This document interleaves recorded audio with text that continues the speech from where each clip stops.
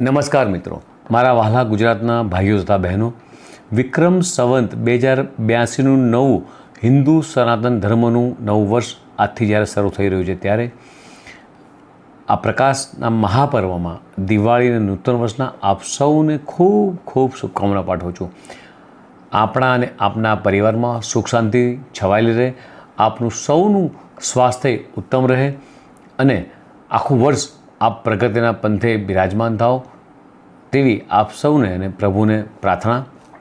દેશના યશસ્વી પ્રધાનમંત્રી માનનીય મોદી સાહેબે જે વિકસિત ભારત 2047નું જે સપનું જોયું છે તેમાં 6.5 કરોડ ગુજરાતીઓ અગ્રેસર રહે તેવી પણ પ્રાર્થના. વિકસિત ગુજરાતથી વિકસિત ભારત બનવાના આ સંકલ્પ લઈ આપણે સૌ આ નવા વર્ષમાં આગળ વધીએ. આજના આ પાવન દિવસે આપ સૌને ફરીથી નૂતન વર્ષની ખૂબ ખૂબ શુભકામના પાઠવું છું.